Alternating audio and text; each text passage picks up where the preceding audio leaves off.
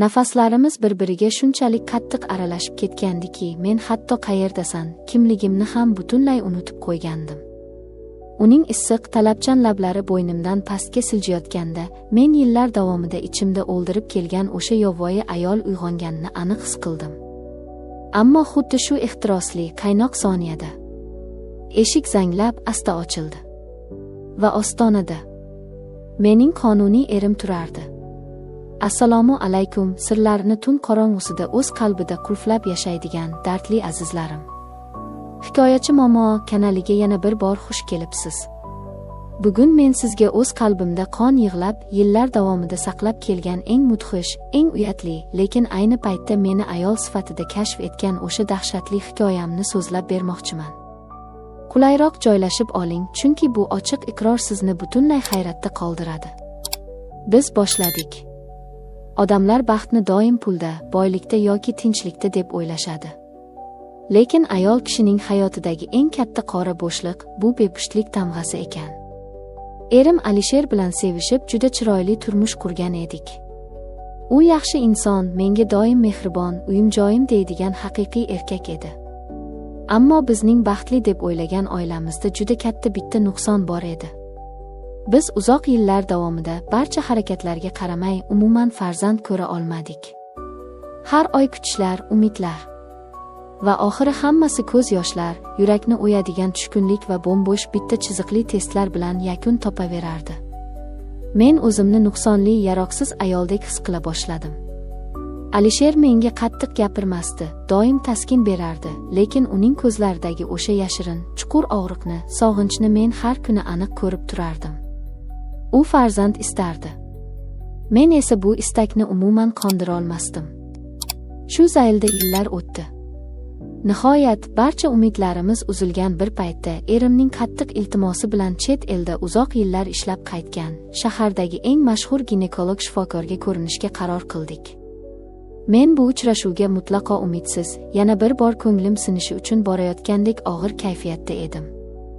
Lekin taqdir o'zining eng shafqatsiz va qora o'yinini xuddi shu klinikada boshlashini men qayerdan ham bilibman. Klinikaga kirdik. Oq xalatli, baland bo'yli, yuzida g'alati, o'ta jiddiy va chaqnab turadigan nigohi bor shifokor bizni kutib oldi. Uning ismi Rustam aka edi. Uning ovozida qandaydir magnitdek ishonch, odamni o'ziga tortadigan kuchli bir energiya bor edi. U meni diqqat bilan, lekin umuman tibbiy emas, qandaydir yalang'och, o'tkir nigohlar bilan boshdan oyoq kuzatib chiqdi. Erim Alisher yonimda o'tirardi.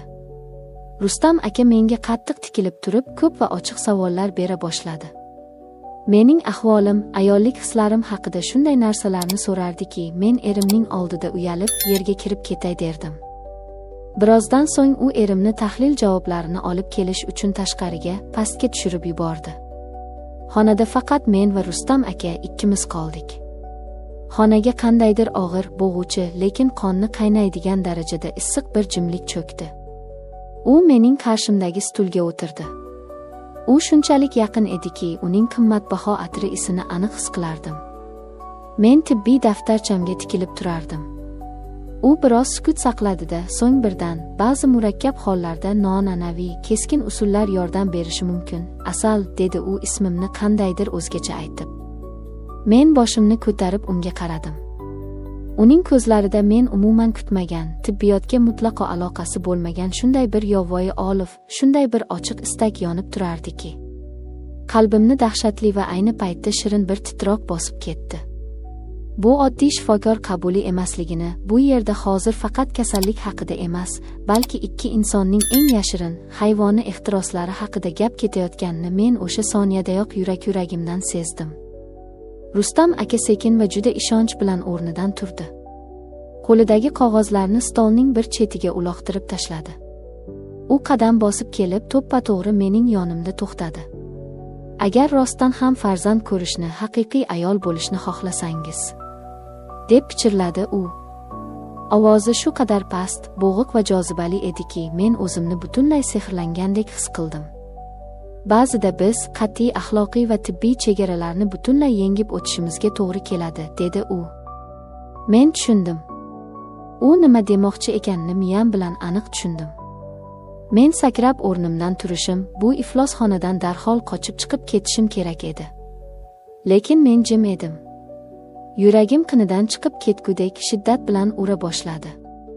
Boshimda ming xil qo'rquvlar, savollar girdobdek aylanardi. Ammo mening sotqin tanam, u o'zining mutlaqo boshqa qarorini allaqachon shu soniyalarda chiqarib bo'lgan edi. U yana bir qadam yaqinlashdi. Endi oramizda umuman masofa qolmagandi.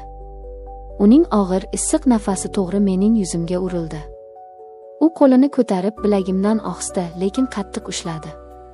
Bu teginishda shunchalik katta erkakchasiga kuch, shunchalik mag'rurlik bor ediki. Lekin unda hech qanday shoshma-shosharlik yo'q, faqatgina mudhish ishonch va chuqur istak jamlangan edi. Men qochish o'rniga beixtiyor, aqlimni yo'qotgandek ko'zlarimni yumdim. Ko'nglimda kuchli gunoh hissi, do'zax qo'rquvi bo'lsa-da, 10 yildan beri uxlab yotgan ayollik ehtirosim u bilan butunlay til topishib ulgurgandi. U meni tibbiy yotish joyiga, o'sha oq choyshab ustiga sekin, ohista yotqizdi. Men hatto qarshilikning kichik bir uchqunini ham ko'rsata olmadim.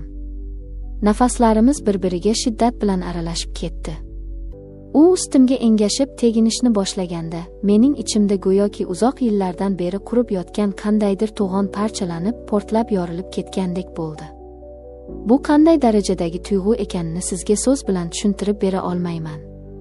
Yillar davomida ichimda siqilib, to'planib qolgan alamlar, erimga berolmagan ehtiros, inkor etilgan sirli istaklar, ayol kabi sevilish sog'inchi va ko'ksimni kuydirgan barcha orzular shu bitta teginishda vulqondek otilib chiqdi. O'sha iflos kun, o'sha sovuq xona. Men hayotimdagi eng gunohkor, eng ehtirosli, o'ta dahshatli va unutilmas onlarni boshdan kechirdim. Uning lablari hech qanday ruxsatsiz, shafqatsizlarcha bo'ynimdan pastga qarab ehtiros bilan siljib borardi. Men uning bu yovvoyi harakatlarida butunlay erib ketgan edim. Nafaslarim tezlashgan, aqlim o'chgan, qattiq urayotgan yuragim go'yoki butun klinikani, butun xonani titratib yuborayotgandek tuyulardi. O'sha mudhish lahzada men uchun butun dunyo to'xtagandek edi. Na vaqt, na joy, na qoidalar muhim emasdi. Olamda faqatgina uning issiq tanasi va mening lazzatim qolgandi xolos. Lekin inson baxt va gunoh cho'qqisida turganida, taqdir uni qanday qilib pastga, qora tuproqqa uloqtirishni juda yaxshi biladi. Ayni o'sha sarxush, aqldan ozgan daqiqada xonaning temir eshigi ohangrabodek sekin, zanglagan ovoz bilan g'iyqillab ochildi. Men ovozni eshitib, beixtiyor cho'chib tushib qotib qoldim. Nafasim ichimga tiqilib qoldi. Asal. Bu ovozni, bu sinik, og'riqqa to'la pichirlashni umr bo'yi tanimasligim umuman mumkin emas edi. Erim. Mening halol erim Alisher o'sha eshik kesaksini ushlab qotib turardi. Uning nigohlari to'ppa-to'g'ri oq choyshab ustidagi bizning sharmandali, yalang'och tanalarimizga tikilib qolgan edi. Uning lablari ochiq qolgan, miyasi ko'rgan narsasini hazm qila olmaganidan orasidagi so'z qotib qolgandi. Uning ko'zlarida shunday dahshatli umidsizlik, o'ldiruvchi ishonchsizlik, shunday qattiq azob va alam bor ediki, men uni shunchaki tildan qoldirgan edim. Shifokor Rustam aka ham eshik ochilishini ko'rib, darhol shoshapisha orqaga tisarildi. U o'z kiyimlarini tartibga solishga urinardi.